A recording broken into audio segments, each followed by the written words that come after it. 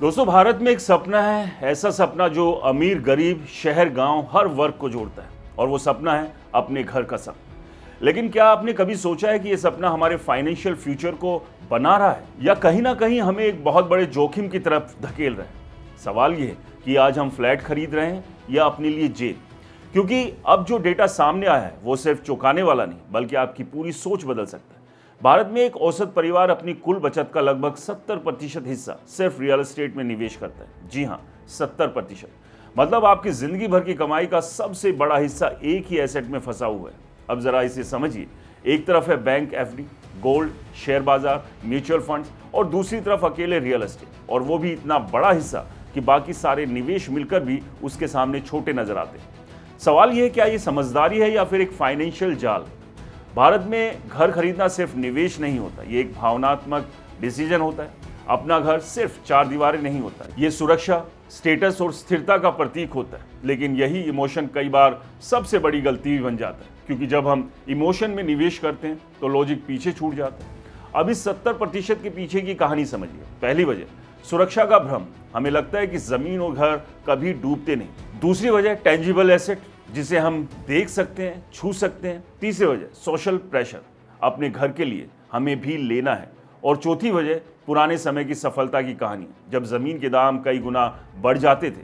लेकिन क्या आज भी वही दौर है? क्या आज का रियल एस्टेट उतना ही भरोसेमंद है जितना 20 से 25 साल पहले था? यही से कहानी पलटती है, क्योंकि आज के डेटा कुछ और ही कहते हैं। भारत के कई बड़े शहर में प्रॉपर्टी की कीमतें पिछले कुछ सालों में तेजी से बढ़ी जरूर है, लेकिन रेंटल यील्ड अभी भी बेहद कम है। कई जगहों पर सिर्फ 2 से 3%। यानी अगर आपने 1 करोड़ का घर खरीदा तो सालाना किराया 2 से 3 लाख। और अगर वही पैसा आप म्यूचुअल फंड या इक्विटी में लगाते हैं तो लॉन्ग टर्म में 10 से 12% रिटर्न संभव है। तो क्या हम रिटर्न के मामले में पीछे रह गए? अब बात करते हैं सबसे बड़े जोखिम की, लिक्विडिटी।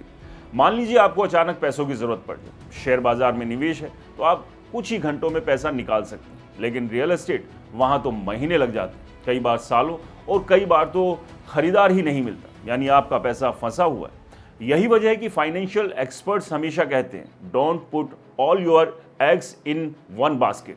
लेकिन भारत में हो क्या रहा है? पूरा का पूरा बास्केट ही एक जगह रख दिया गया, रियल एस्टेट में। अब एक और बड़ा खतरा, डाइवर्सिफिकेशन की कमी। अगर किसी कारण से प्रॉपर्टी मार्केट गिरता है, जैसे कि 2008 में अमेरिका में हुआ था या हाल के सालों में चीन में देखा गया, तो क्या होगा? आपकी 70% संपत्ति सीधे खतरे में आ जाएगी, और यही असली डर है। अब सवाल उठता है, क्या आने वाले समय में ये ट्रेंड बदलेगा? जवाब है शायद हाँ, क्योंकि भारत की नई पीढ़ी यानी मिलेनियल्स और जेनजी अब ज्यादा जागरूक है। वो सिर्फ घर नहीं खरीद रहे, बल्कि पोर्टफोलियो बनाना चाहते हैं। वो stocks, SIP, digital gold, rates जैसे नए विकल्पों को समझ रहे हैं, और यही बदलाव धीरे धीरे इसे 70% के आंकड़े को नीचे ला सकता है।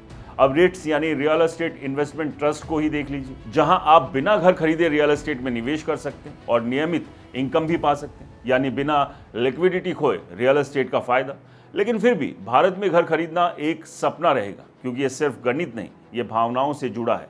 लेकिन सवाल ये है, क्या हम अपने पूरे भविष्य को सिर्फ एक भावना के भरोसे छोड़ सकते हैं? क्या हम अपने निवेश को थोड़ा स्मार्ट नहीं बनाना चाहिए? क्या हमें अपने पैसे को अलग अलग जगहों पर बांटना नहीं चाहिए? क्योंकि असली अमीरी सिर्फ घर के मालिक होने से नहीं, बल्कि फाइनेंशियल फ्रीडम में। और फाइनेंशियल फ्रीडम तभी आती है जब आपका पैसा आपके लिए काम करे, सिर्फ एक जगह फंसा ना रहे। तो अगली बार जब आप घर खरीदने का सोचें तो सिर्फ ये मत सोचिए कि घर मेरा है, बल्कि ये सोचिए कि क्या मेरा पैसा मेरे लिए सही तरीके से काम कर रहा है। क्योंकि आज का सबसे बड़ा सच यही है, भारत में लोग घर तो खरीद रहे हैं, लेकिन कई बार अनजाने में अपने फाइनेंशियल फ्यूचर को लॉक भी कर रहे हैं, और यही इस पूरी कहानी का सबसे बड़ा ट्विस्ट है। तो दोस्तों, आपसे सवाल, क्या आप प्लानिंग के साथ अपने फाइनेंशियल सिचुएशन को देखकर घर खरीद रहे हैं, या जल्दबाजी में आपने घर नहीं, ईएमआई की एक जेल खरीद ली? हमें कमेंट्स कर अपनी राय जरूर बताएं। वीडियो पसंद आया तो इसे लाइक करें, शेयर करें, और हमारे चैनल को सब्सक्राइब और फॉलो करना बिल्कुल ना भूलें। और हाँ दोस्तों, ये वीडियो एजुकेशन और नॉलेज पर्पज के लिए, यहाँ निवेश की सलाह बिल्कुल नहीं है। नमस्कार।